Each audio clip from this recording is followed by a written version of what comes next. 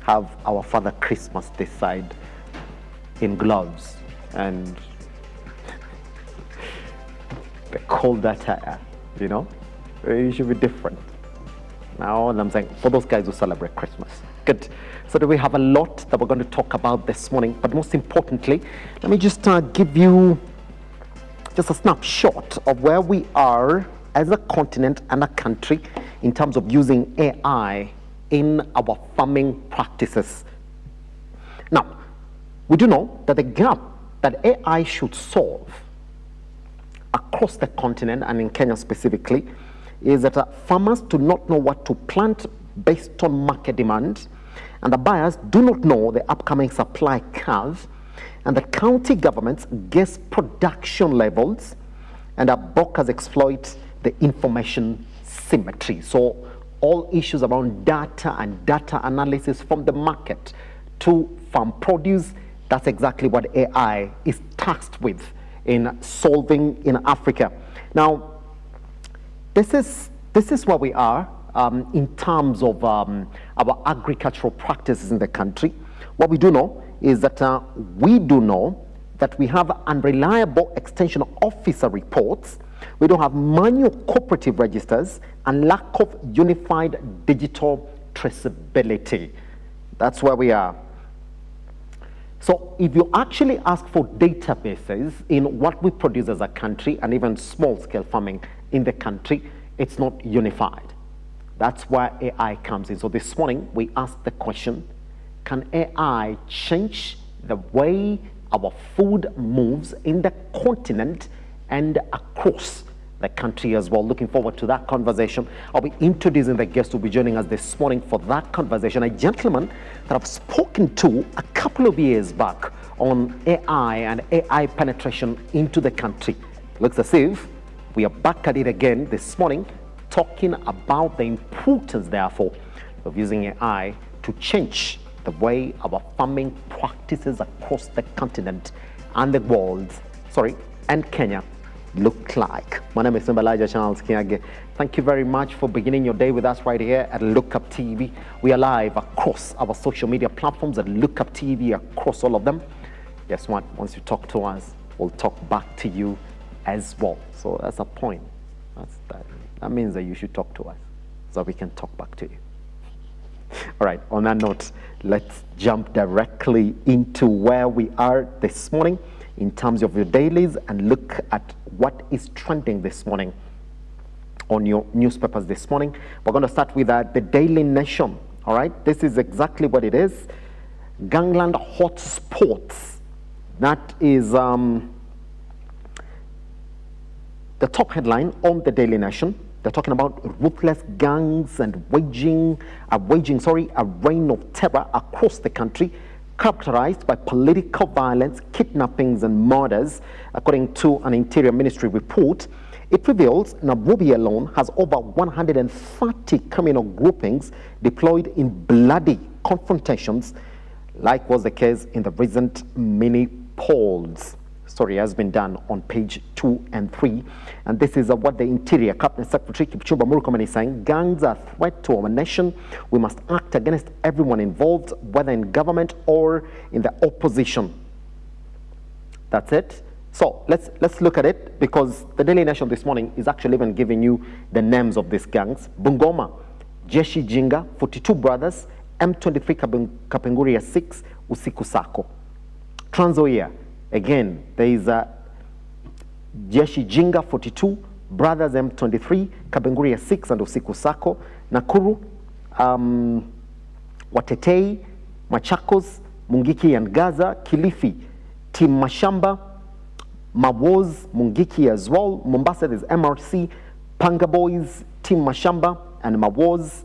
There is Kwale, Panga Boys. Nairobi, over 130 gangs, including Mungiki. That's not good. That's not looking good. All right. And in Busia, Jeshi Jinga, brothers, Kapenguria 6 and Usiku Sako. That these are gangs that are mapped out by the Interior Ministry. They are known very well who they are, and it's up to the government to try and crack down on these gangs. Not so good. All right, Nyaribo in the dock again. By the way, that story has been covered on page 2 and 3 of the Daily Nation. Nyaribo, in the dock as Senate trial begins. That story has been covered on page 18. Is a man who's now facing the chop from his MCS for the third time running. Is he going to survive it this time? We're just going to wait and see. You can follow those updates as well on our social media platforms and look up TV across all of them. There's a story here on page 7 on Gen Z candidates speak out after elections setback. That story has been covered on page 7 as well. Good. Now, job shocker for 20,000 junior school teachers as well. Story has been covered on page 5. Hopes by junior school intern teachers for employment on permanent and pensionable terms have been dashed after the Teacher Service Commissioner extended their contracts by another 1 year. The development has drawn opposition from unions, with the standoff now threatening to disrupt learning in January when schools are scheduled to reopen. That story does continue as well, and it's a story that we've been following. In fact, even the junior secondary school teachers, there's a time they met the president, and they told him, we want that contract. Look, they said it's another 1 year of being an intern. Some of them have been interns for as long as 4 years. It's a conversation that we need to have before we close the year. Let's cross over to the Standard this morning, see what they have for you. Now, this is what they're talking about this morning. Dreaded Chiefs are back. That's the story that we have this morning. Let's look at it and see what the top coverage here then looks like. And the thing, President Ruto has resurrected the long-feared imperial chief, arming administrators, handing them fresh battalions of officers and restoring command structure. Kenyans thought they abolished years ago. What State House hails as empowerment is being read on the ground as the return of village and forces whose past brutality is etched in the national memory. Suspicion is growing at the government that the government is rebuilding a grassroots machine ahead of the 2027 general election. That story, by the way, has been covered on page 4 and 5 of the Standard. And you can see that. Now, just a snapshot of the powers they've been given. Expanded security powers. Chiefs will work with a new GAP police unit, take alcohol and drug abuse, support crime prevention, and help enforce national security measures at the grassroots. So, kwa chifu bana, the chifu anaweza kuarrest sasa. I don't know where that is enshrined in the Kenyan constitution and the powers of the chief. Chief walikuwa watu wa kuheshimika bana. Saizi wako na maskari. So chief wako na police officers. You can get arrested and get detained at the chief's camp. Interesting. Na chief anaweza kuona hivi asema, kijana unakaa unatumia bangi, kuja hapa. Yeah, ama chief anaweza kuja kwako aseme, bwana mnasumbua watu huku, mnapiga kelele hapa. Hii December mkianza kupiga kelele, you're celebrating. Na mko karibu na chief atakuja washike. Number 2, strengthened administrative and communication role. They will coordinate government programs, counter misinformation, manage village elders, and receive increased operational funds. Number 3, upgrade structure and support chiefs, gain promotions, more offices, new infrastructure, police stations, vehicles, and improve deployment systems as part of a wider overhaul of the national administration. Wow. And then Ruto amewambia, it's your responsibility to inform the people what we are doing, because there's a lot of misinformation and fake news on social media.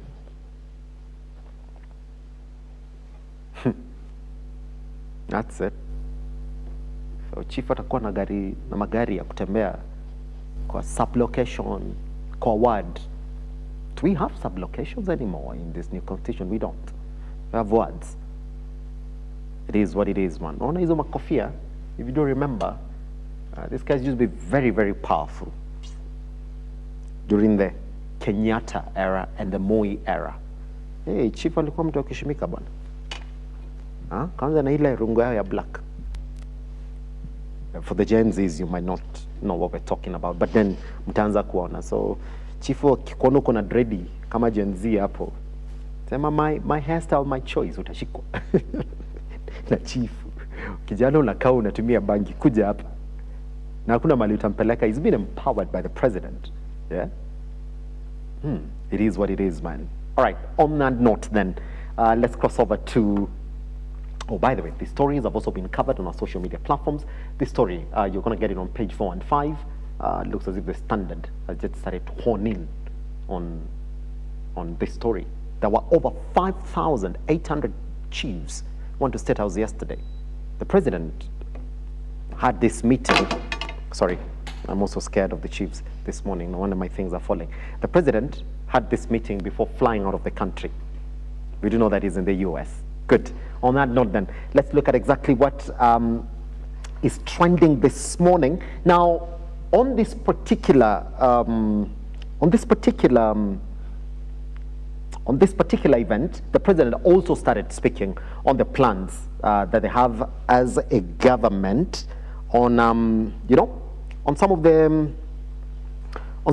infrastructural plans that the president has for the country. He spoke about it before going out of the country. Now, the president did say something here that got Kenyans talking.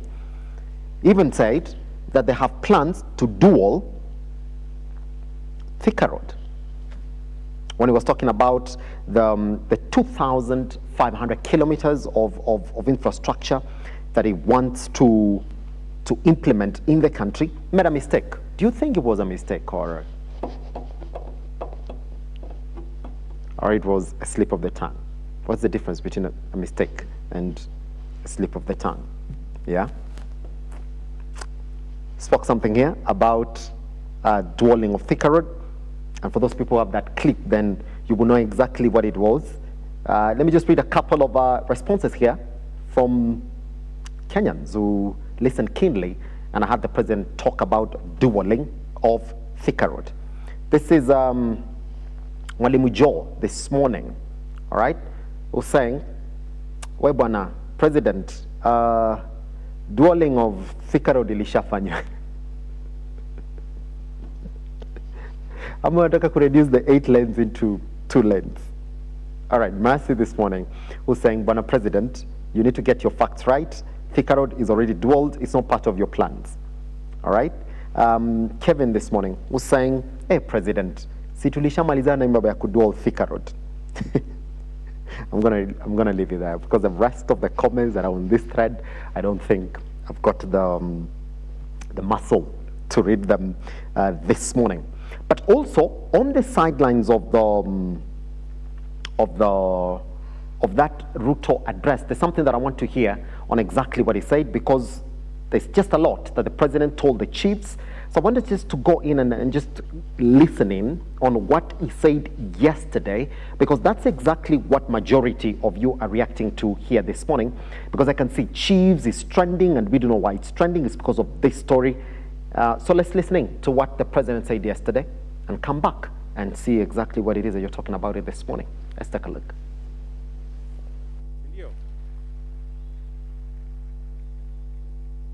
Kuna watu chini wenu wanawasaidia, wanaitwa village administration elders, si ndio? Wale ndio watu wa nyumba 10 na wale wengine, si ndio? Wale village elders wanawasaidia kwa hiyo kazi. Ni kweli ama si kweli? Na kwa sababu tunaamini bottom up, hata hawa ndio wako bottom zaidi. So nimekubali ya kwamba hawa village elders kwanza wote wapatiwe vitambulisho, wasajiliwe, watambulike kama ni watu wanaotufanyia kazi. Alafu tuwapatie stipend, pesa kidogo ya, kwa sababu ni watu wa kijiji hapo wanahangaika hapo kijiji, airtime sijui nini, kuripoti hii kuripoti ile. Nimeambia waziri kuanzia tarehe 1 mwezi wa 6, kwa sababu sasa ndio tutapanga budget. Tutapanga budget ya kuwalipa shilingi 3,000 kila mwezi our village. I see it as it is, isn't it? I'm going to pick 2 or 3 sentiments then from what you guys are talking about this particular story. This is Kalmari. That's a good name. It's a really beautiful name, Kalmari. You don't have a kid, this would be a very nice name to call your kid. Anyway, this is what Kalmari is saying. That if the stories are true, he's now promising to dual Nairobi Thika Road, chiefs and assistant chiefs. Do you actually buy that ticket to Wonderland? Yeah? And for those who've heard him preach, did he say something about promoting DOs or assistant county commissioners? Those whose seats would vanish once chiefs and assistants get upgraded. Meanwhile, let me clap in advance for my chief and assistant chief with a must and KU degrees in the bag. You are clearly overqualified for this magical promotion scheme. Then this is the Flying African, Eddie Moss, who's saying the DEOs should campaign him, because why would they go when their jobs are taken? Yes, when you're promoting me to a DEO from a chief, DEO attendant. It's good to ask yourself that question. We are creating more positions for DEOs. Wapi? Tatoka api? Because you're owning a juris. It's a district, isn't it? So, chief akipromotiwa, wewe ndio unaenda nyumbani bwana. I'm just saying. All right. This is Gringo who's saying, isn't that going against the Constitution? Doesn't surprise me though. He's always against the Constitution since way back. All right. Age is doing what he was accusing Uhuru of using Gao for campaigns and political mobilization. By the way, if you listen to that speech as well, chiefs also promised a stipend of around 7,000 for the top performing. So ukiperform vizuri kuelezea agenda ya government na kushika vijana ambao wana abuse pombe, utakula 7,000, you know. But it's a good thing that the elders have also been told they're going to be registered and be given the 3,000 shillings. Okay, finally then on this, what about existing DOs in those areas? That's according to Musembi. All right, where would they go? All right, Linda Ogutu was saying, tokenism, why should this be announced by him and not the ministry? That's it, man. We leave it there. But what we do know is that these guys are going to eat good if you help the president. Now, this morning we've been talking about gangs in the country. Kuna Mungiki, kuna Jeshi la Panga, if you're in Coast, you know. Now, in Nairobi, there's something going on. Watu wanaibiwa masimu vibaya sana bana. All right? Now, Kenyans yesterday were treated to how, you know, brazen these gangs are. There was a young man by the name Kariuki, he's a photographer, who was doing his work, pole pole. And right there and then, at a petrol station, actually, let's begin with this before we go to that one for Kariuki. I'll explain what you guys are saying. This guy is, gotten a girl, was vibing this girl. Yeah, is it good for us to say vibing in the morning on air? We can. All right. And you see he's picked that phone number from this lady, probably just about to start getting the details, and the border guy goes with the phone. Right there and then. Oh, jamaa bala amenda na namba ya msichana. This guy, hiyo namba imeenda tu hivyo. I don't think he's going to get it again. Yeah? That is, just look at how brazen they are, and they get you, and look at where they're stealing from. It looks like an high-end area. So it's just a petrol station, probably in one of the streets right here in Nairobi. You know? All right, now let's cross over and see another one as well. This one. That's it. And you can see these guys are working. These guys are photographers. They're working, and you can see that. Oh, wow, what's going on with my pen this morning? So, and you can see that border guy coming in and going with a phone. But then his reaction is what caught my attention. Ran back to his car, probably deciding that I'm going to go after the guy. And I don't know why he didn't go after the guy. I don't know. And what was the lady doing in the car? Why did you come to the car? Or which one has a key in the car? And then finally goes like, I'm not going to chase the guy. I'm just going to leave it. Yeah. And this is at night at petrol station. This karaoke, you can see exactly how he's reacting to that incident. Quite unfortunate that we're talking about this kind of incidents here this morning. So for me, this is what I will tell you, man.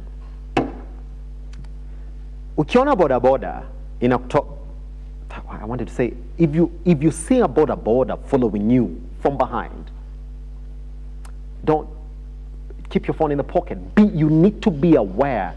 Like any other boda guy who's cycling next to you, chances are that guy is coming to steal your phone. All right? So you need to be aware. I mean, you're told in Nairobi, you need to be aware. Do not use your phone in the street just like that. I mean, find a secure place where you can observe your environment. And even these guys, I mean, you can't blame the likes of karaoke. You can see they're doing a photography session and probably using that phone for the pictures.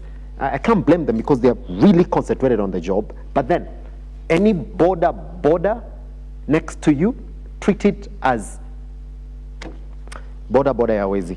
You know, that's the only thing that I can tell you. Treat it as somebody who's coming to steal your phone. So two sentiments then here before we look at the next trending clip this morning. This is Sami who's saying, Nairobi nayo kituna own ni number. That's true, Sami. I'm not gonna lie. That's true, Sami. Jerry this morning was saying we need to crack down on this border riders in the country. Make sure that we have all their details. I mean, we've tried that, but it looks as if it's something that we can do as a nation, isn't it?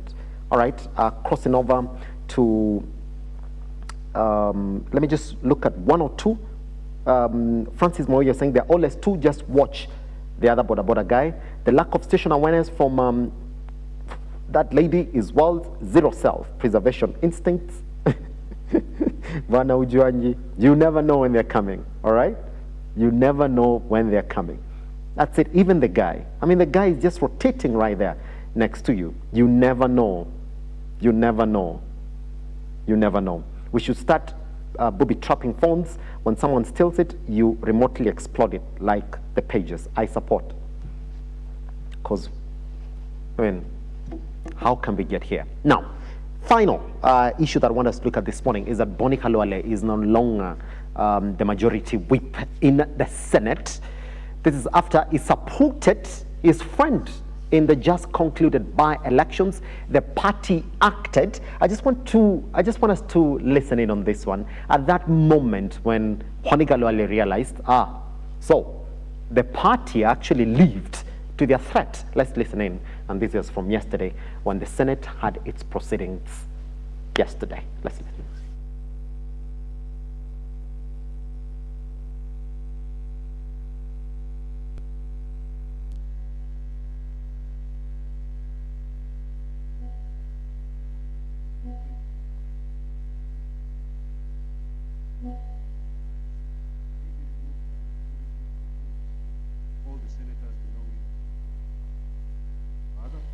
Standing Order 22-7 states, and this relates to the changes in the Senate majority party religion. Now, Honorable Senators, by the letter reference number SEN/035/SBC/012/2025, dated 2nd December 2024, I received correspondence from the Senate Majority Leader, Senator Aaron Churi, EGH MP, regarding changes in the majority party leadership affecting the office of the Senate majority. Being made by the majority party or coalition under this standing order, the decision of the party or coalition shall be communicated to the Speaker and deliver communication to the Senate within 3 sitting days. That's it. I mean, Boni Khalwale knew exactly what was coming, isn't it? That already, was it on Monday, yes, when we were talking about what the parties were planning around those candidates who supported their opposition candidates. This is what Abuga Makori is saying this morning. Removal of Boni Khalwale as Senate Majority Whip was long overdue. Government whip supporting his rivals. This is what sanity is all about. He now gets enough time to fight Fernandez and Muhanda. All right. Let me just see one or two more reactions to this as well. I remember Sifuna used to grill this Baluale on TV for defending UDA manifesto, and now see his greed because he was never given an opportunity to steal. His political life is coming to an end. All right. Muzik was saying this morning the government wanted a strong opposition, but they can't handle criticism. You can't criticize from within the house. The parties have a way of dealing with it. All right. It is what it is, man. By the way, Senate Majority Whip has been replaced by Senator Steve, to be deputized by Senator Wakoli, all right, and David Wafula of Bungoma. That's exactly what it is. I mean, his fate was essentially going to go to this direction, because we do know that parties don't joke when it comes to this kind of things. All right. I welcome this is according to Anthony this morning, who's saying, I welcome the removal of Khalwale as Senate Majority Whip. Khalwale had lost my respect a long time ago. Now we should go count on his salary and organize more bullfighting in Malinya. I got nothing about this, man. All right. Finally, then on this one, let me just see.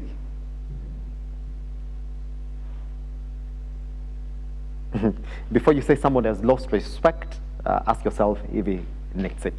That's just reactions to this ones as well. That's exactly where we stand this morning in terms of your major trends. Majority of these stories, by the way, have also been covered on our social media platforms as a Lookup TV across all of them. You want to get in touch, our WhatsApp line is also on your screen, so you can get in touch with us. Now, remember when I told you that where we are as a country and as a continent is that we have to keep on relying on AI for our farm practices. Now, we do know that agriculture is the biggest employer and GDP contributor to majority of the countries in Central Africa. Now, the only thing that we have to do therefore this morning is I'll ask ourselves proper questions regarding as to whether indeed we are ready for AI changing the way that food moves in the country and in Kenya. Now, in the studio is a gentleman that I've spoken to some time right here in the studio when we're talking about AI and how we were not ready for the disruptions that AI was going to get us into. Now, a couple of years now on the line, he's already said he's going to get into AI in agriculture. What is he looking at? We're going to talk about that shortly. If you have any questions about how we can utilize AI in agriculture and how AI is going to just impact the way that food moves in Africa and in Kenya, this is the conversation for you. We take a tiny breather. Once we come back, the gentleman is right in the studio. I will be talking to him so that we know exactly where we stand as a country and a continent in respect to AI in agriculture conversations right here on The Morning Drift. I'll see you on the other side of this break.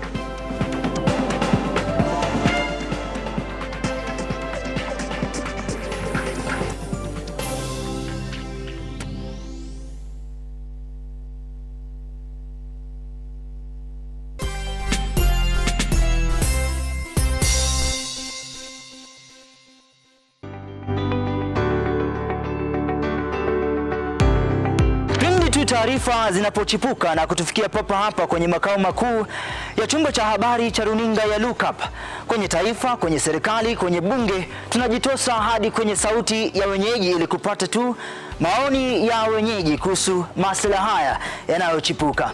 Maana hii kitu inaenda kuumiza Mkenya kwa tax. Hakuna kitu tunafurahia. Nothing. Absolutely nothing. Sisi tunaumia, si ati tunaumia ile ya kiukweli. Juu maisha ni ngumu. Na bila shaka tunapata maoni yao ili sauti yao ipate kusikika. Na watasema hili, waseme lile, watasema hiki na waseme kile, almuradi sauti yao ipate taa. Mambo ya mafuta tena imekuwa ni changamoto zaidi kwa kila mtu, kwa bodaboda. Uchumi ikikuwa stable, tunaamini mambo itakuwa sawa sawa. Kwanza liko na ria wasi wa boda, mama mboga nini. Hao sasa ndio wamefinywa zaidi man.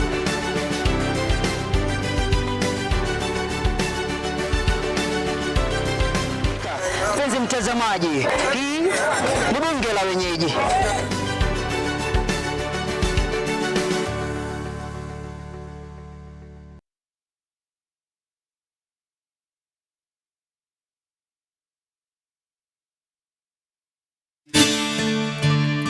Do you need a dose of hope?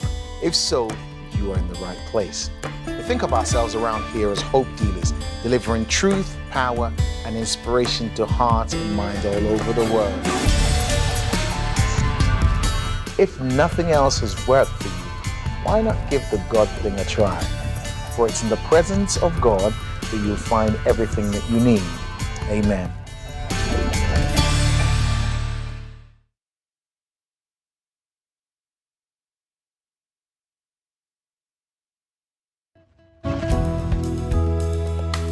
How easy is it for you to forgive someone who has hurt you? How easy is it?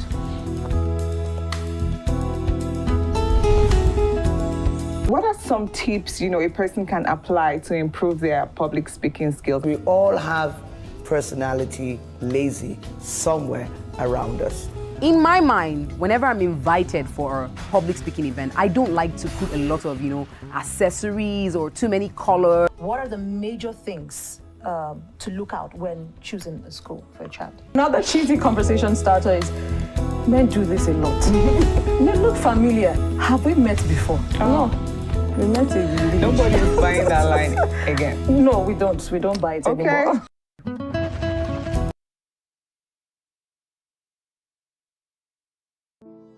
Save a Life is a non-profit organization that has taken the front line in transforming lives in the entire country. So far, we have transformed life of over 100,000 people through our programs, which include medical support, youth empowerment, street family program, feeding program, and climate change. Join us today as we transform lives. As we always say, service to humanity is service to God. Save a life, transforming lives.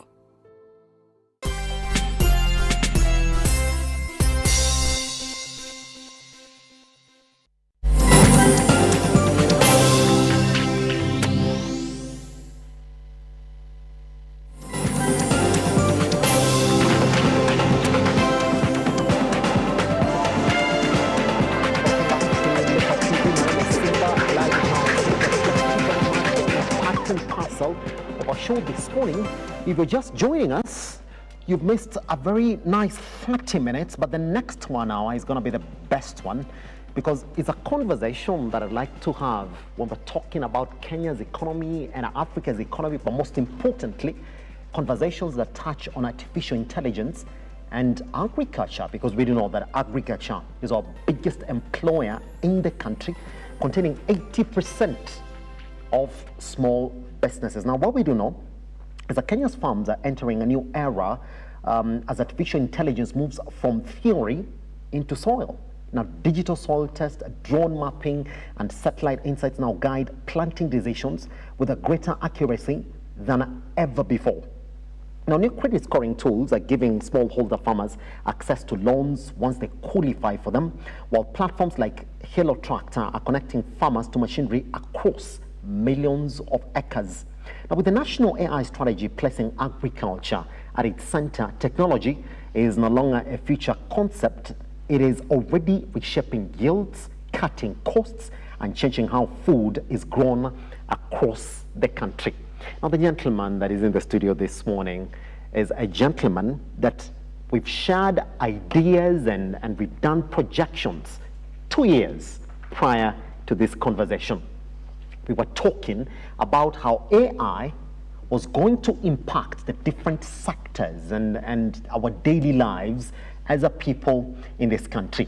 Now, the good thing also is that Kenya is now leading in terms of the people who are using AI. But you wonder, are we open to using AI in agriculture in the country? This morning, then, help me in welcoming into the studio Henry Christian, who is a partner, Stronger Business Partners. Harry, how are you doing, sir? I'm doing well. Thank you for having me again. Happy to have you around. I mean, it looks like yesterday when you and I were talking about how AI, was taking over Africa, but most importantly, Kenya as well. Let me begin like this. If you look at where we are as a country, in AI. Who owns the AI agenda in Africa? Are we moved from depending on the agenda that had been set by the AI founders who are not essentially African, or are we creating our agenda? Are we there yet, or we're still in the adoption stage where use what has been given to you, you don't have your agenda as Africans? I think the agenda here is very much created by young people, by young educated people, by people who are tech savvy. And you see so many solutions come out. So we talked a couple of years ago about how AI is going to change the landscape. Now it has, right? It's here. People are using it, and people are building wonderful things with it, right? So I don't think there's an agenda from somewhere else for AI here. I think the people who are educated in AI, you have such a wonderful body of young people who have gone through higher education. I think they're setting the agenda, and they're doing it very, very quickly at the moment. That's it. Well, we're looking at a report that was released last year that put Kenya #1 in terms of AI adopters. I was saying that Kenya is leading in terms of the people using AI. Is that a good sign, or are you going to go deep and say, if you qualify it, let's see what they're using it for first before you put Kenya among the leading countries that are using AI in Africa? So I think you're making a valid point there in the second part of the question. I think adoption is good, because otherwise, if you don't adopt, you don't know how to, right? So the skill set has to be there, and that happens through adoption and use. But I think these reports sometimes obscure exactly this fact where we think about, is it used for good? Is it used in a good way? Is it used in a constructive way where we actually build a better future? And to me, having traveled all over the East African part of the world, and also the Indian Ocean islands, Mauritius, Madagascar, where I have origins, and Europe, I think you have a wonderful level of adoption and a wonderful level of use in Kenya. And I think Kenya can continue to be, you have some of the best coders in the world, right? You're very strong on software development. And I think you've already set that trend a decade ago, and that trend will continue in AI. Pretty much. Let's talk about policy. If you look at the African landscape as well, that's when majority of governments are trying to come up with policy, while at the same time, investments in AI are also accelerating as we speak currently, and we're going to talk about what you're going to launch on Thursday. How do you think it should move? Should investment and policy go hand in hand, and what disparity normally occurs when they're not moving at the same level? Well, they never do historically, right? I mean, the thing is, entrepreneurs especially drive the agenda and try things, and then policy often comes after, because legislating first of all, needs a fact space. You can't really legislate before the fact effectively. That's it. And it takes a while, right? It takes a while. There's different interest groups, and they need to agree on things that they legislate on. In the meantime, the entrepreneurs have moved on, right? So I think legislation is required for having a level playing field for the people who are actually innovating. But at the same time, I think we need to make sure that we don't get in the way of that innovation by legislating too heavily. So we've now seen examples in Europe, for example, where the AI Act from the European Union was a really good idea on paper, then massively constrained innovation, and lots of companies moved out of Europe to the US primarily, but also to East Africa. And so now they're pulling back some of that, they're rolling back some of that legislation, because they notice that it'll be to the detriment of competitive advantage. That's it. I don't see that trend here yet. I think we're behind in terms of legislating. We haven't legislated yet in East Africa. Is it a good thing? Because here we are talking about a country that is leading in AI adoption in Africa, and then when you look at legislation, is when we're trying to figure, is it a good thing? Well, I think we just need to look at that case by case in terms of is something being created that is detrimental to people, yes. Right? So are we sucking funds out of the economy, or are we doing something criminal with AI? Like, for instance, you can scam at scale, right? You can create deep fakes, you can impact elections, you can scam people automatically while you're sleeping, these kind of things. So I think that's where we need legislation. I think the rest, see how it goes. as long as it's used properly and benevolently. That's it. Just before we move away from this conversation and talk about exactly what has brought you here this time around, do you think it's time now that we really have an AI ministry in governments, that you have a ministry that is fully focused on AI, and stop attaching AI to ministry that primarily will not know how to figure out even legislation or move with speed? So yes and no is my answer to that, because the thing is, what we see in big companies now all across the world, even really old companies. I've just spoken to a 120-year-old machine builder in Germany, and their CEO says, our strategy is AI. They're a manufacturer, but they say our strategy is AI, and they have an AI department. So most well-run companies nowadays have dedicated resources just for AI that is a little bit to the side of line management, so they're able to innovate and to make recommendations based on what they come up with. Yes. The problem for me with government departments, so we do have that in some countries already, and I think it can be an idea, but if it starts functioning as a part of the government, it might not be cutting edge in terms of its research. So some countries have gone the way of think tanks, right? So independent research organizations that make recommendations to governments, and that has worked really well. So to answer the question a little bit more directly, I think we need to really clearly define what the mandate and what the use for that department is. What will they actually be doing? Will they be writing white papers? Because the white papers will be old in the moment that they get released. Or will they actually make recommendations on how to accelerate innovation in the field, or how to adopt AI for the benefit of the many through government channels? Yes. If they do that, then that's great. But if they're just another drain on the taxpayer, then I think they are going to cause more harm than good, because there are faster players out there. The universities are quick, right? The entrepreneurs are quick, so they're always going to be behind. Pretty much. Now, on that note then, Harry, let's talk about where you find yourself in AI. I mean, when I spoke to you last year, we sat here and we were generally looking at the AI landscape in the world, in Africa, and in some of the areas that you had already experienced this. This time around, you come back and you've got a specific target in agriculture, a special area. Could you introduce that and specifically just tell us, why did you go into this space? So I've worked in East Africa for 15 years, and I've got very, very good partners, and one of my oldest and biggest partners is called Nikola Energy. And Nikola Energy were known for city farming and hydroponics and energy creation in Kibera. So they've been around for a long time, and they've recently done a strategic pivot. So they're also doing, they're supporting smallholder farmers. And they saw an opportunity where smallholder farmers actually don't have the same opportunity. So we have this narrative sometimes of the poor smallholder farmer that needs support. That narrative is really outdated.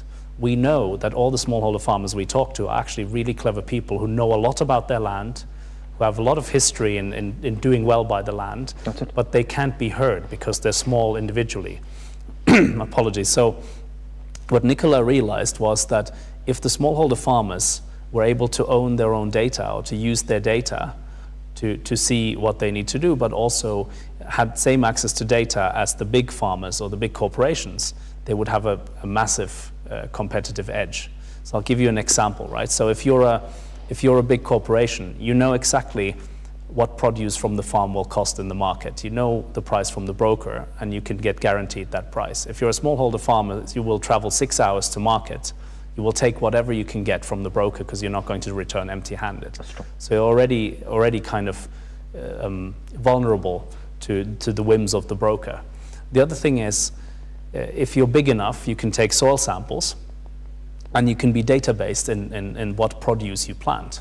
Right? As a smallholder farmer, it's more, you know what worked last time, but you don't have a scientific means of doing it. Yes. So Nikola went out and did a pilot with 60 farmers and said, look, we're going to take pictures with a drone of your plot. We're going to map it, and we're going to look at it with AI to see what parts work well and what parts don't. And then we're going to give you recommendations from an expert, from an agricultural expert, on how to cultivate the land better. And it'll all be in a phone app, so that you have all your data and all the progression of the data in the app. So as a farmer, the process looks like this. Nicola will come and they will map your land, and they will meet you 4 times. The first time is to map the land and to discuss what you're planting and what your yields are like. The second one is to make recommendations on how to improve land yield, right? And then there's a retrospective on the third one to look back, okay, this is how we did with the land, and this is how the benchmark does, right? So for instance, let's say from your plot, you managed to get 6 bags of produce, but your neighbor gets 10. So what do we need to do so that you become a 10-bag producer rather than 6 bags, right? And Nicola will have all of this in their app, and they're able to show that data. And of course, the collection of data is really powerful. So you have all the data of all the farmers who are involved with the platform, and you can compare, you can contrast, you can make recommendations, you can communicate with each other. And then here's the most elegant part in my mind. Yes. So as a smallholder farmer, the only thing you have when you go to the bank and you say, well, I need a loan to send my children to school, or I need a loan to expand my land because I actually have so much demand, the only collateral you have is your land. Right? The only thing you can offer the bank is your land. But the bank has no proof of whether you're a good farmer or someone who doesn't produce a lot. That's it. So first of all, giving up your land as collateral is really uncomfortable. Right? For where I have origins in Madagascar, we bury our ancestors on our land. Yes. So imagine going to the bank and saying, well, you can have the land as collateral. It's not pleasant. The other thing is, the bank has no guarantee that you're going to do well with the land. So imagine now with the Nicola app, you're looking at the track record of the farmer. He can prove in the app, look, it's here, black and white, third-party certified, that I have been an excellent farmer for 5 years. This is my track record. I always get this much yield every year. You can trust this data. And so the bank is able to say, well, actually, this makes sense. You have proven that you get the yields, you get the money every year, so I'm not worried about the loan, so I can give you a lower interest rate.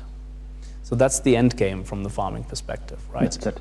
You can do all of that. But in a nutshell, what it gives you, in just a simple phrase, it gives smallholder farmers the same access to data, from market data to soil data, that only the big corporations have.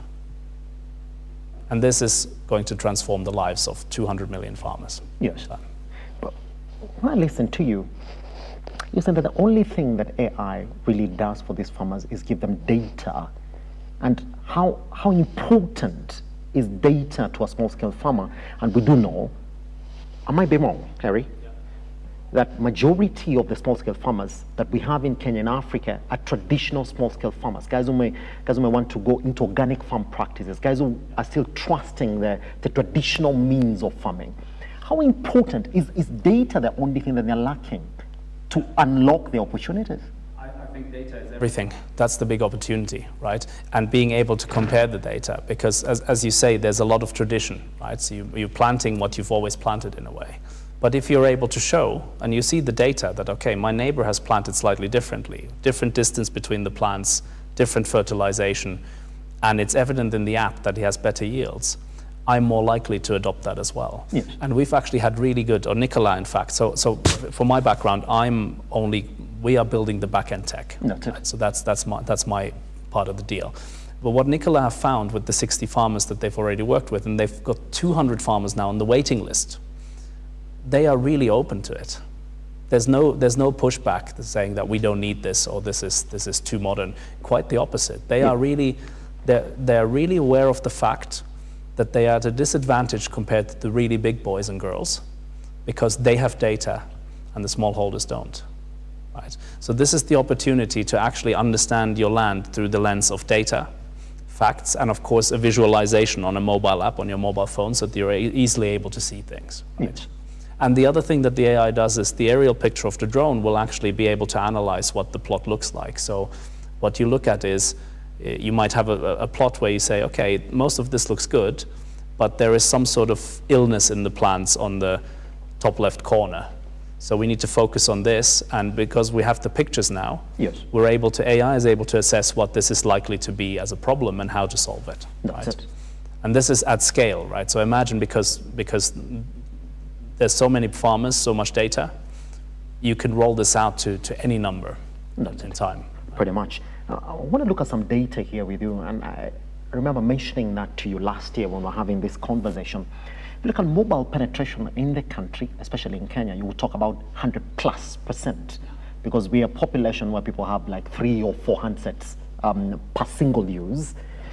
But one thing is going to stand out as well, that this is heavily tech reliant, that these farmers need to know how to operate this app and use this data that they're getting on this app. Yeah. Is that ever a challenge from some of the field tests that Nicola have done, and how are they solving it? That's a really good question. So one of the nice things about Nicola is that they're actually experts in agriculture. Yes. So there is also the element, it's not just you log on to something. There's too many solutions like that out there already, right? We have too many solutions in the market, even for farmers, where the tech was built first, and then people were told, here's the tech, adopt it, it's great. Nicola is doing this the other way around. Mm-hmm. They are solving the problem, and then they're just the way you would do with when you and I meet, right? So they're solving the problem by going out there to the farmers, and they're building the tech to support that solution. And there's a really important shift there, because the solution is built in a way that works for the farmers rather than building the tech and then expecting people to like it. That's it. Which is the traditional way of doing that when you don't have any detailed knowledge, but Nicola actually has the knowledge. And so first of all, the advice is there whether you use the app or not, right? So you can get advice from Nicola even when there is no, when you're not very tech savvy. The other thing is the app is very simple, right? It's not, you don't have to input data, you don't have to manipulate data. The app shows you in colors with graphs, this is your yield. Let's say it's 6 out of 10. That's it. Other people have 9 out of 10 in the region. This is what they're doing, what you're not doing. It's that simple. So it's not technologically, it's not complicated. The back end is complicated. My guys are taking care of that. Yes. But the front end, where people actually, what people see is pretty, and it's simple to use. Pretty much.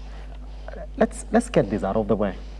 I mean, if you look at reports from even the World Food Organization, the UN, they're all stressing on digital productivity tools, that we need to get data from these farmers for every industry that you're running, so that you can try and figure it out. But then there's a big concern that has come out, that there's an industry that's coming up. It's called extractive commerce industry, that in many ways, this data really isn't impacting the end user, who is the farmer, that you're creating companies within this extractive commerce industry that are getting this data, but then in the long run, it's not benefiting the farmer, it's benefiting these companies that are moving around with data, saying that we know exactly what needs to be done in this particular sector, in this particular industry, in this country. Yeah. Is that something they may want to address? Well, yeah. I mean, this is one of the reasons why Nicola exists, right? Because Nicola has been around for a long time, and they have a proven track record of doing things. And one of the things that have always annoyed them and me, quite frankly, as well, is there are people who study in the ivory tower. They're outside of the country. They come up with recommendations and a white paper because someone has funded the paper, and then they go and say, "We know because we have a paper." What Nicola is doing here is the opposite. The data collects as actions are taken in farming. Yes. Right? So the data is, for example, this is the yield now, and then the data is, now the yield has changed. So it's not the recommendation, the data only exists, the good data only exists because something has already shifted for the farmer in a positive way. And transparently and honestly also, if the yield is high one year and then later it actually goes down, then that's also documented, right? So the data comes from the benefit that the farmer gets, not the other way around. There is data, and now the farmer has to accept that as the truth because there is a white paper somewhere. And that's not how Nicola works. And the downside, and that's why it's not, as a business model, this is not intuitively attractive, because it takes a long time, right? So what Nicola do is they have to follow you, the farmer, for a whole farming cycle, right? So this is a year, so it's 4 visits. So it's not quick for them. They have to put in a lot of work to get the data and to get these benefits, because a farming cycle is the way that it is. But they're not bothered about that. because they've been doing this for 15 years, and their strategic horizon is 25 years, right? So their strategic horizon is generational. And I think the same way, quite frankly. So I'm happy to partner with them for as long as it takes. We don't need the return in this is that we have more sustainable farming practices across the world. Right? Yes.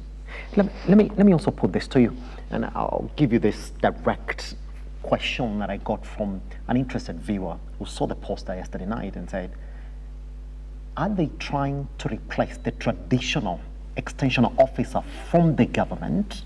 Are they saying, look here, do not listen to your extension officer because this data that we're giving you is better than what the extension officer from the Ministry of Agriculture will give you? Is that what you're trying to do? Not at all.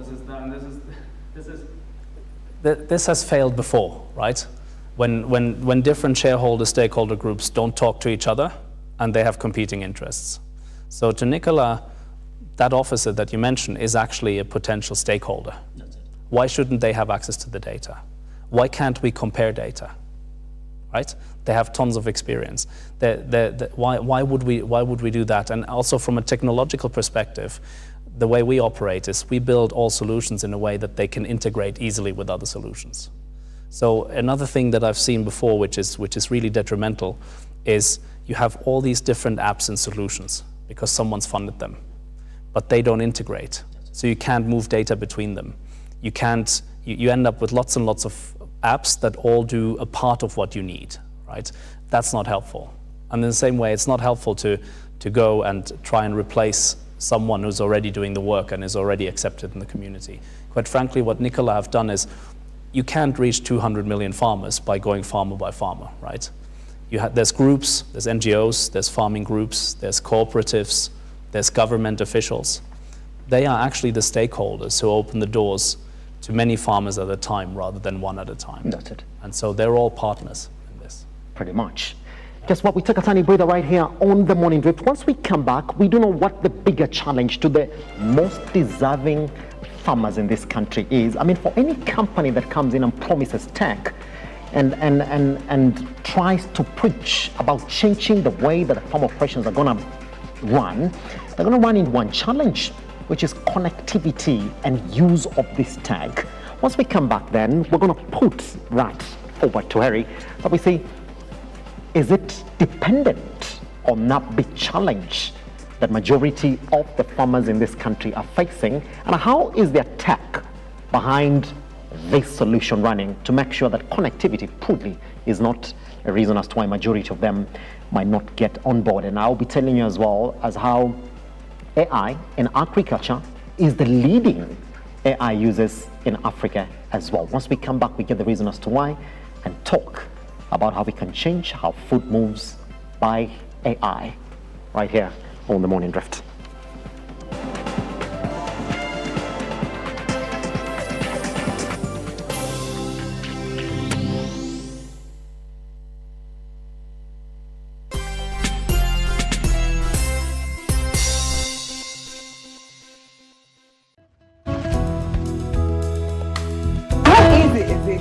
To forgive someone who has hurt you? How easy is it?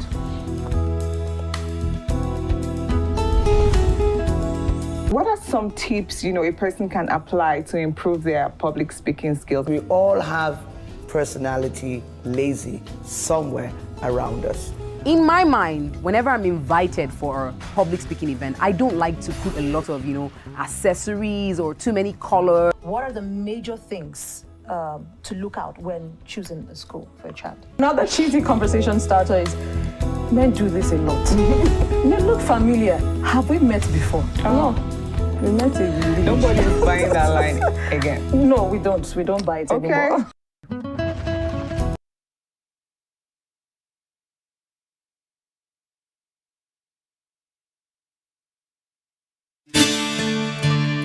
Do you need a dose of hope? If so, you are in the right place. We think of ourselves around here as hope dealers, delivering truth, power, and inspiration to hearts and minds all over the world. If nothing else has worked for you, why not give the God thing a try? For it's in the presence of God that you'll find everything that you need. Amen.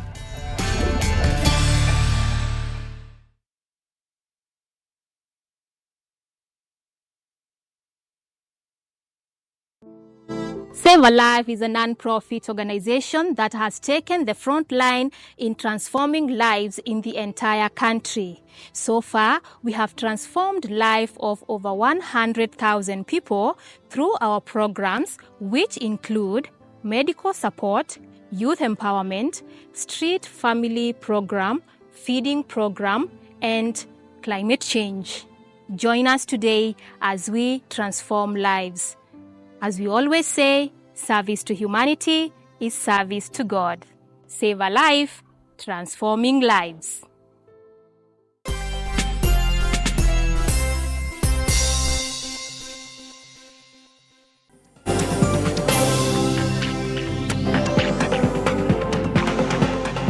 Still with Harry in the studio this morning, talking about Nicola. And we're going to talk about exactly what we expect tomorrow in that launch that is going to do. And then after that, if you also want to be part of that story, we're going to know this morning from him on exactly what you got to do as a farmer in this country wants to change their fortunes by relying on AI and data that essentially emanates from AI use in the country. Now, Harry, just off air, I was telling you about how the solutions, it's not like they're not there in the country, but you're going to find that majority of the people who use these solutions, especially the farmers in this country, they want to access the good areas for farming in this country. They might not be as well connected as the farmers that you're targeting in it.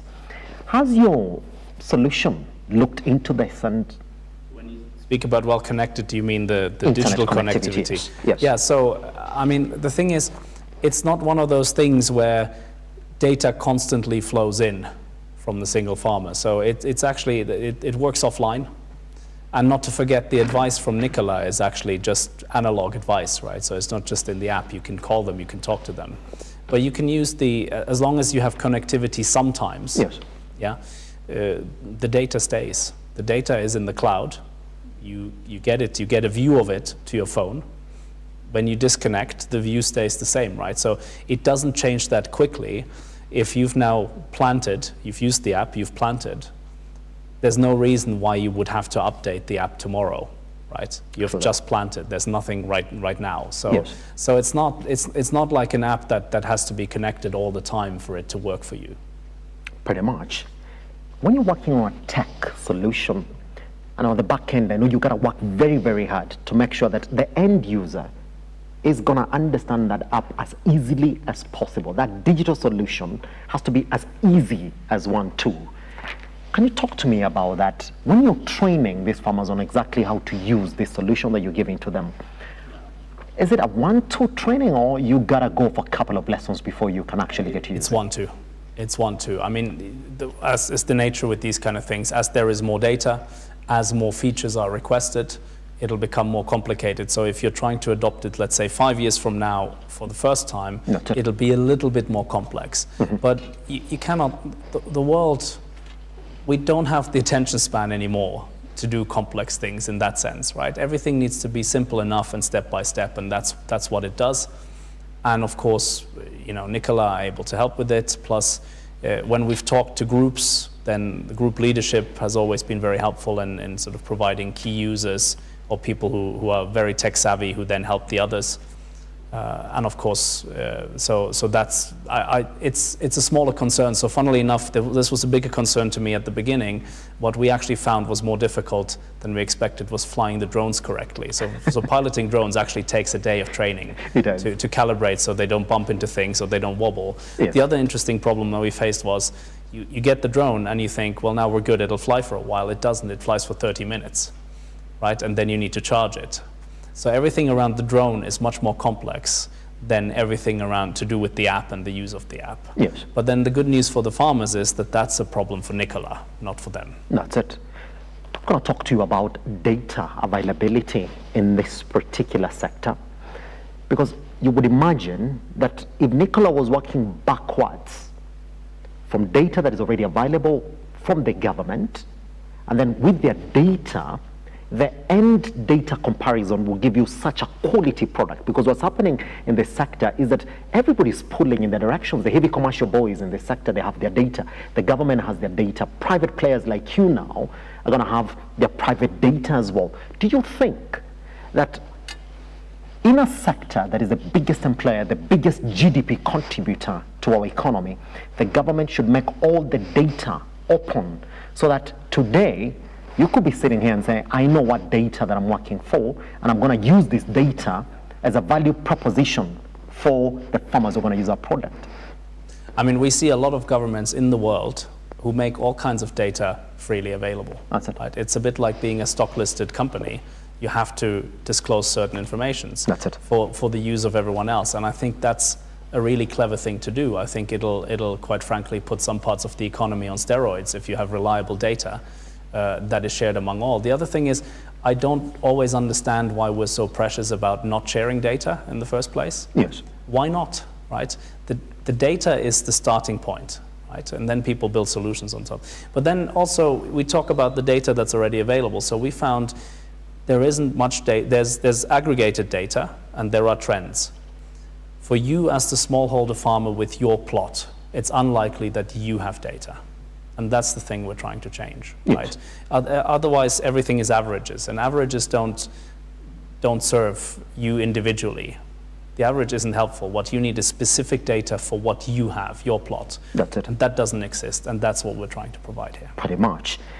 Another question that I gotta put to you as well is that there are tech solutions that are available in this sector, because it's the one that is leading in AI use in Africa. So, I mean, tech solutions are there, but then there's the sense of ownership of these tech solutions. The farmers would like to feel that they own this tech solution that they're using, you know, to gather their data, and also for value proposition, like you said. I mean, they can use this data to access loans, to access financing, and also even get more assets out of it. Yeah.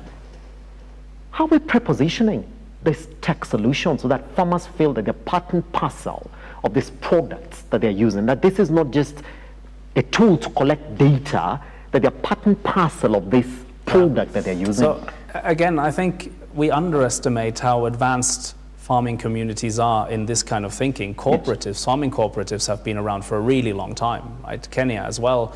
The idea of being a cooperative farmer with access to machinery, which is shared rather than everyone having to own their own, is not new. And farmers are more comfortable with it than most of society, this shared ownership model. And so I don't think there's a problem with that. I think farmers who go in and they're able to see what their data gives them, and they're able to see higher yields and opportunities, are the first people who are going to say, yeah, this is a good idea, we're going to do this together. Yes, pretty much. Let me put this data to you this morning so we look at exactly what the African Development Bank is saying.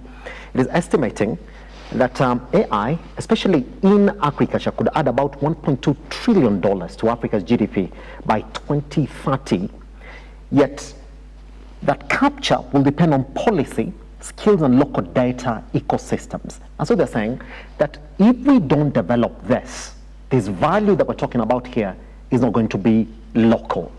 Would you call Nicola a local product? And in what way would you call it a local product, going by what the African Development Bank is warning about? I mean, in absolutely every sense, right? So the only thing that's not local is that they are getting some outside support in building the tech. That's it. Right? But they own all IP locally. They own everything they do locally. So there's no external ownership of the solution. And again, they are from Nairobi and Meru. And they continue to be from Nairobi and Meru, and that's where they operate, that's where they've done all their work, and that's where they continue. The other thing is, they don't do this thing that sometimes big external organizations do, is where you go into a region and you cause a lot of noise for 6 weeks, and then you go with your research papers. They're there all the time. I can't reach the guys half the time because they're in the car going out to wherever they go, Naivasha or Meru, to actually be in the farmlands. Yes. So the data is collected locally, the data is used locally, the overall solution is being built locally. So I can't see how in a globalized world with AI and cloud access, this could be any more local than it is. That's it. I know you're in contact with them. In every state that they go, when they go on the ground, they keep on giving you the reports on how these farmers are interacting with this data. And it's a good thing that they did a proper pilot with the farmers, and the farmers gave them proper feedback. When you look at the tech challenges that they report back to you, how would you categorize the challenges tech-wise that you have to deal with from the ground? So, so building anything that looks easy at the end is complicated, right? But I think one of the things is, how does the data move from the soil to the drone, to the database, to the solution, to the eyes of the farmer, right? So that is a fairly complex path that the guys have built in tech. And that wasn't easy. The other thing is, how do you make it look good in low data environments, right? So when you're in Nairobi, you have 5G, it's great. What about when you have 3G? Can we still look at it? You see this problem, some of the fancy websites we use here in Lavington don't really work that well when you're on the slopes of Mount Meru. That's it. Right? So these are some of the difficulties. But again, if you're good at what you do, you kind of have to be aware of this and work around it. That's it. You're going for a soft launch tomorrow. Yeah. And that means that from a tech perspective, you're putting in your resources, you're putting in your time and energy into Nicola. You're sort of convinced that this, in one way or another, is going to move beyond a pilot basis on exactly what it has been so far, up to you coming in for that tech support. Now, there's a report that we're sitting with here as well from the World Bank that is saying that majority of the AI projects, especially in Africa, when they are on agriculture, they fail to move beyond the pilot basis. What convinces you that you're going to move beyond the pilot basis? So I think we need to talk about why that is, right? And AI is very exciting at the moment. And so what happens is, it's really easy to get investment for the early phase. And then people realize it takes longer than you thought. Some things are a long-term game. You can't turn this into $1 billion company overnight and then sell part of it to Silicon Valley.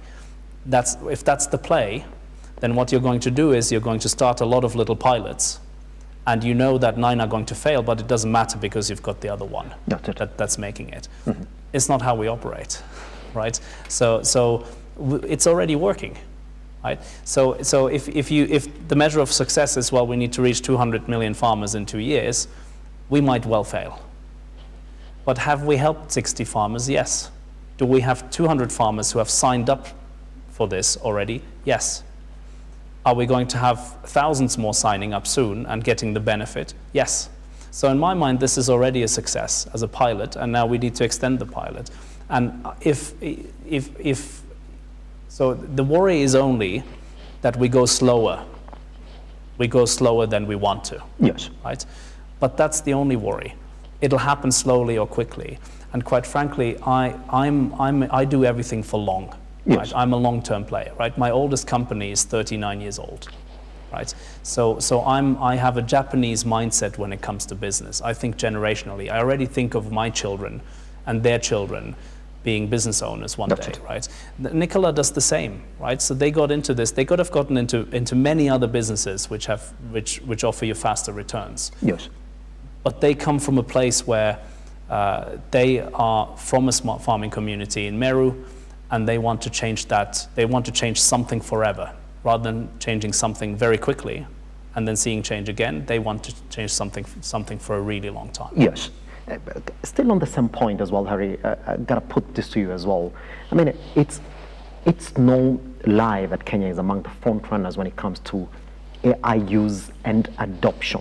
I mean, currently as we speak, Kenya already has a national AI strategy, and they have explicit agricultural profiles, multiple startups and satellite AI chatbots that are already in existence in the sector, and they're quite aware of it.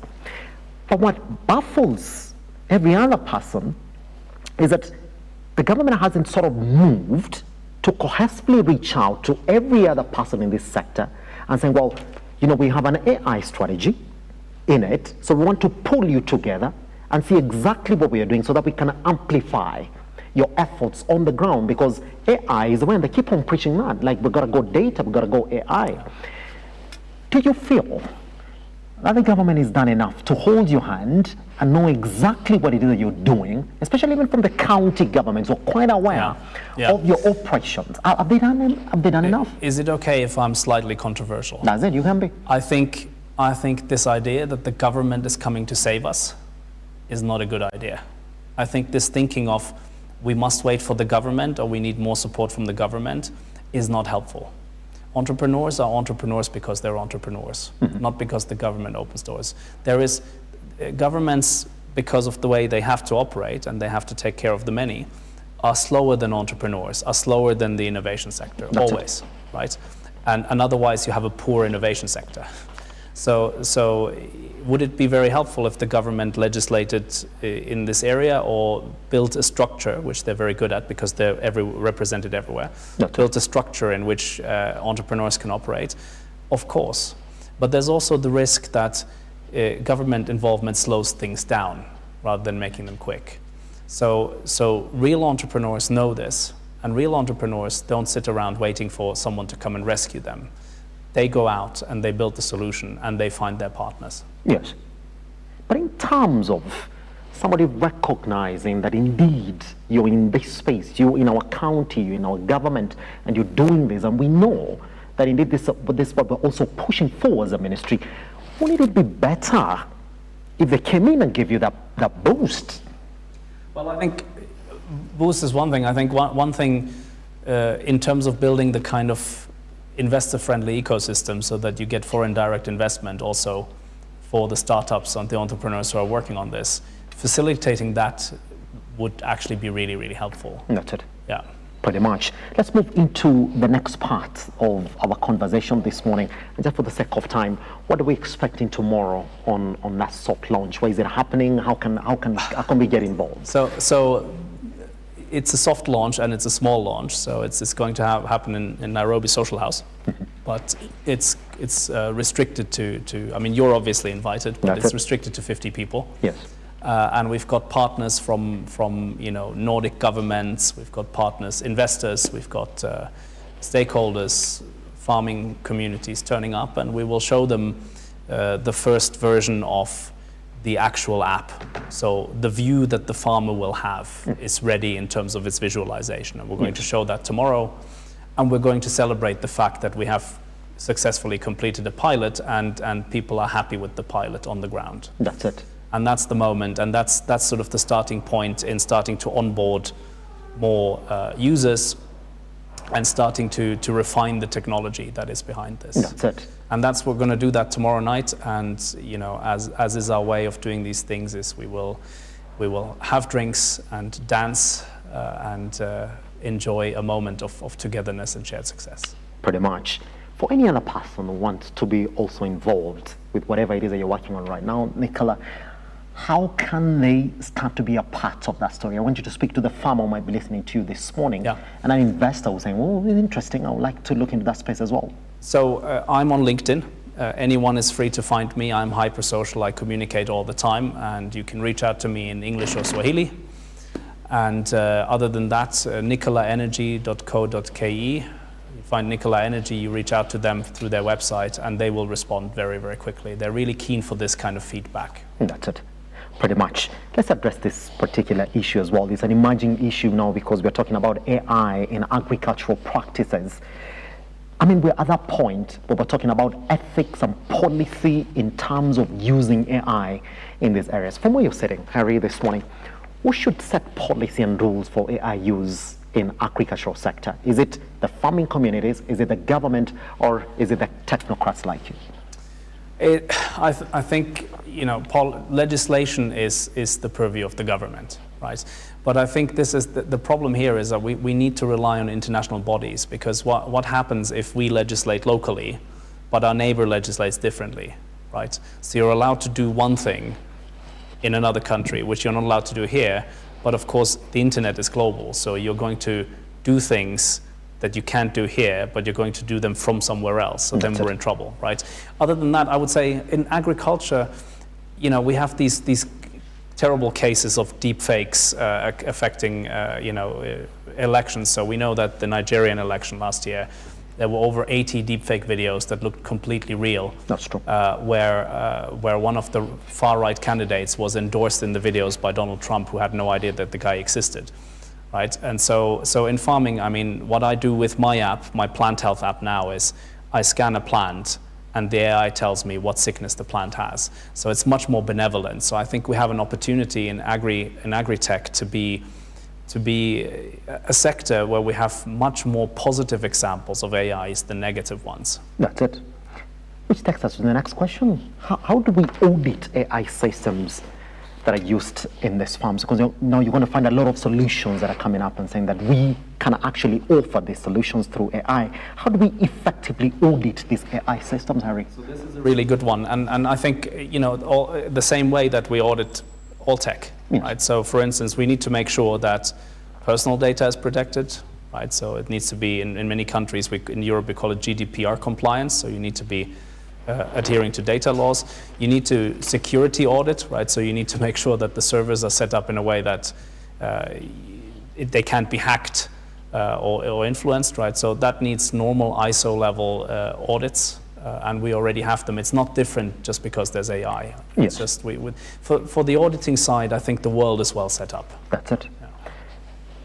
Finally, this morning, I mean, we all do know that where the source of the money comes from, that's where you're going to see a lot of adoption.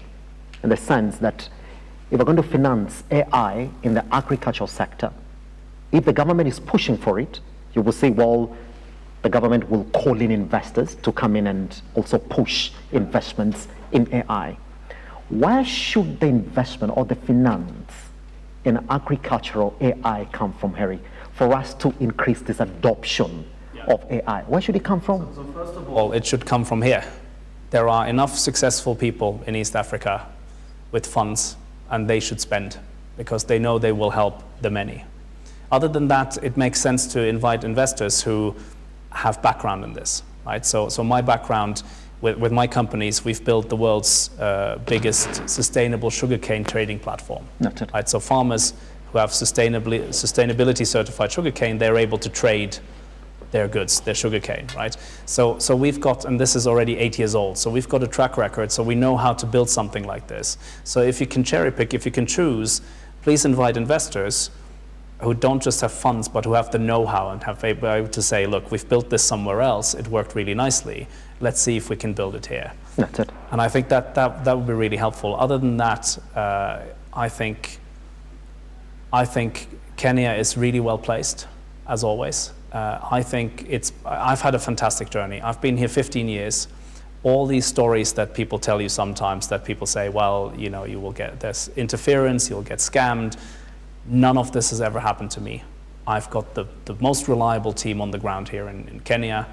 I've been happy and successful here for 15 years. So, I can just say to the world, my partners who are listening elsewhere in Europe or elsewhere this morning, come to Kenya. You will not regret it. That's it. This is where the investment opportunities are, isn't it? And let's step out of the studio like this. I mean, you're a man who stays because you want to stay. When you open your eyes and look at Nicola now, which is going to be your new venture in the country, you're here to stay because you've seen there's something at the end of the day that these guys are trying to solve, and I want to be a part of it.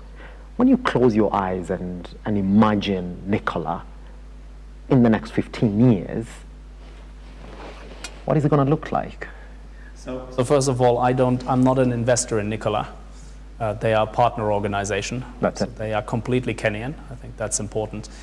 When I don't even have to close my eyes. I mean, for me,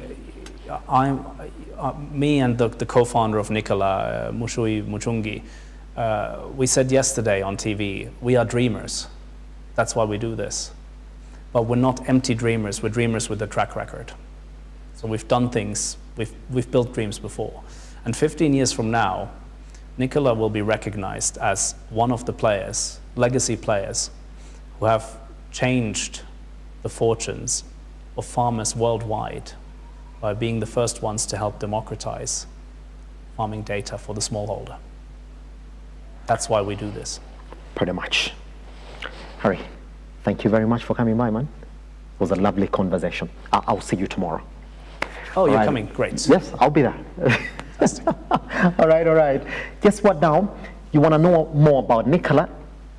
Take him back to the time that he joined us right here on the studio at Look Up TV across all your social media platforms. And also, if you really want to know exactly what they're doing in tech, more specifically AI in agriculture, then you've heard the man is saying all they want to do is democratize the data business in farming in Kenya, and that is going to be the magic bullet in unlocking the fortunes of majority of farmers in the country as well. I mean, that for me is why you should really take a keen interest in what he's trying to achieve tech-wise in Nicola. All right. We step out of the studio. I'll see you tomorrow for another conversation. My name is Simba Elijah Charles Kiage. Goodbye.